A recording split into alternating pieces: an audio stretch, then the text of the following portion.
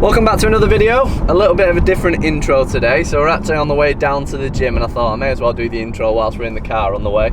So here in England, gyms are obviously opened up again. So it's been 4 months for us, something like that, since we've been able to go to the gym. So there'll be loads of people in England getting back to the gym. But then if you're watching this from another country as well, chances are that you might be getting into the gym for the summer, trying to get your fitness up, get your strength up. So I thought it'd be a really good idea to shoot a video just to share with you 4 or 5, can't remember, I can't check my phone, 4 or 5 tips, I'll insert the number here, of getting back into the gym. So just giving you some tips around getting your motivation to get to the gym, but then some practical tips on like how to get back into training without injuring yourself, how to get the best results, all that sort of thing. So we're going to head down now, going down to the gym, and then we'll dive into the video. So I hope you enjoy.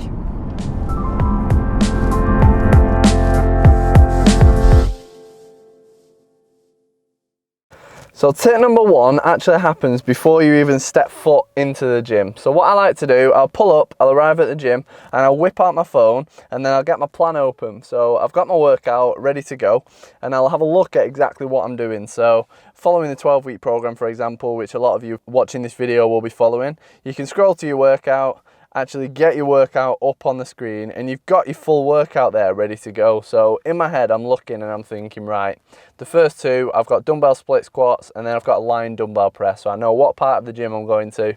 I'm doing 10 to 12 reps on both of those, so you know exactly what you're doing and when you're doing it in the gym. So I like to do that every time I train, just so I know I get in, I know exactly where I'm going, and I'll have a scan as well about what I'm doing later on in the workout. Although initially when I'm in the car I'm just thinking about the first few sets of exercises, and I just find rather than getting into the gym and thinking, right, what do I do now, I feel focused, I know exactly where to go, I know what sort of stretches to do when I warm up, I know what exercises to do to warm up on. It just gets me in the right mindset. So I'd advise, if you're on one of my programs, it's easy because you can open them up, and if you need to you can watch the demo videos of each one as well, so they'll open up for you and you can watch those in the car if needs be. You can tell what kind of videos I'm into. Car video recommended to me straight away there. But you've got it there ready for you, so you can just watch it, you can see what you're doing before you go in, and you just go in already prepared to train them, ready to rock. If you're doing your own plans, if you're not doing one of mine, I still advise doing the same thing. Get your plan open and have a look at it before you go in, because you'll just have such a better session going in knowing what you're doing and what you're aiming for. So that is tip number 1. Now let's head into the gym and I'll go through tips 2 to 5 as well. By the end of it, you're going to be a pro. Tip number 2 is to make sure that you prioritize your technique over loading up the weight. So if you've not been to the gym for a few months, it can be really tempting to load up the bar, shove all the weight on and then absolutely smash it. But the thing with that is that A, you're massively risking injuring yourself, and B, you're gonna be weaker than you were a few months ago when you were coming to the gym. So you need to make sure that you build back up. So what I would do is err on the side of going lighter than you would normally do. It might not feel quite as hard when you're doing it, but you can nail your technique there, and your muscles won't actually need quite the same stimulus as well. You won't need those really heavy weights to stimulate your muscle and to get that response, because it's going to be such a shock to the system anyway. So err on the side of caution and err on the side of going on lighter weight. So I'll give you an example. So here on the bench press, I've put 40 kilos on there total, which before would have been just a warm-up weight, but I've been doing that for my first session, which was last week back in the gym, 10 reps. Normally I think I would have done about 60, something like that for 10 reps, so it's significantly lighter. Last week I felt I could go heavier, but I kind of made myself stay lighter just to nail that technique and to make sure it felt perfect. So a good example on here with your bench press is something that people will often do is if the weight is too heavy, they'll only do half reps and kind of come halfway down.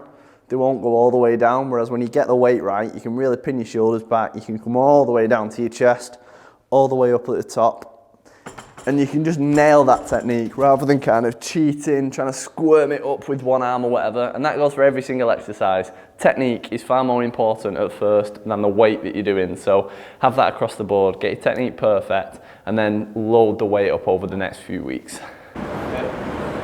Tip number 3 is to make sure that you get nice and warmed up before you start training. So it's super common to come in the gym and just hit the weight straight away, go as heavy as you can.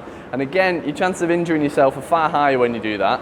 But as well as that, your muscles aren't going to perform as well as they could. So do a 10-minute warm-up. I'd do 5 minutes on something like an assault bike or a rowing machine, something like that, just to get the blood flowing. And then when you've done that, spend about 5 minutes stretching as well, just to loosen your muscles up, to improve your flexibility and get yourself ready to train.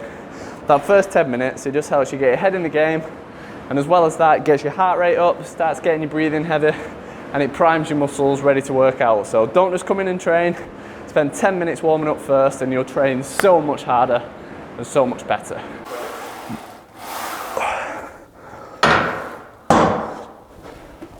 Tip number 4, make sure that you set a rest timer after every single set. So there's a couple of reasons for this. Number 1 is that if you're with someone else or if you know people in the gym, you end up chatting to the person next to you and a 90-second rest turns into 3 or 4 minutes. Now that means that your heart rate comes down, but your muscles also cool down as well. And it also kind of gets you out of the mindset of training. When you're training, you want to be focused on training. So it's fine to talk between sets, but keep an eye on your timer. Maybe even have an alarm that goes off so it dings and you know it's time to start the next set. And then the other side of it is that some people take too little rest. So I know people who like to do a set and then wait 20 seconds and do another set, wait 20 seconds, do another. And unless that's actually programmed into your plan, the downside of that is that you can never lift heavy enough because your muscle needs a certain amount of time to rest. If you're doing really heavy deadlifts, for example, with 3 reps, you might need 3 or 4 minutes between sets to fully recover, for your central nervous system to recover, for your muscles to recover so they're primed, ready to do another set. But then if you're only taking 20 seconds, you're not going to be lifting anywhere near as much as you could. So just time every set. Sometimes I have a timer going off. What I like to do when I come into the gym is I'll change the settings on my phone so that the display never turns off. It just stays on for the full workout rather than auto locking every 30 seconds. And then I just leave it on and just stop, restart it after every set and just keep an eye on it. And then I'm pretty much bang on with the rest times. I might be 5 seconds late or 5 seconds early sometimes, but I'm generally there. So time every single rest period, it makes a big difference. The 5th and final tip to remember is that it's really tough to get back into it. You'll be aching like anything. I was just talking to Ben, my videographer. We both went back to the gym last week and we were walking around like that for the rest of the week. Like, it really hurts to start with. So if you're new getting back into the gym, or if you're getting back into the gym, just understand that it doesn't normally feel as bad as it does in that first workout. Normally for the first 1 or 2 workouts, you feel weak. Everything is difficult, you might feel sick during your workout and feel unfit, and then for like the next week afterwards your muscles are really, really sore. That's just because it's a shock to the system. It's no different. Chances are when you go for a mountain bike ride, I bet the next day generally you might be a little bit weak, a little bit sore, but you're not like really, really sore. The gym's the same thing. The reason you don't feel like that after a mountain bike ride is because you're used to doing it.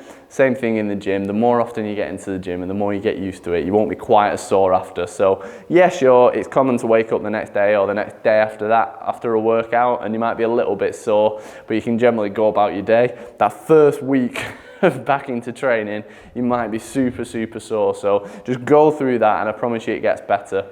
The other side of it as well is that you'll improve fast at first. So if you're lifting lighter weights than you used to, or you just feel weak and unfit, the progress you'll make will be really, really quick. So don't let that put you off, don't let that worry you, because you will progress fast. So just stick at it, keep going with it, and you'll be really, really glad that you did. The progress you'll make and the progress you'll feel on the bike will be huge. If you'd like my help, go check out my 12-week or my 16-week program. You want to start with the 12-week program. That's kind of the one that I advise everybody start with. And then when you've done that, you can move on to the 16-week program. Just go to the website, mtb.fitness, and you can find all the details there. But that'll mean that you've got an actual plan to come into the gym and follow that's guaranteed to benefit your mountain biking. So it's well worth doing that. So check that up. I think the details will be in the description. And other than that, if you've enjoyed this video, please make sure you subscribe, and I'll see you for another one next time.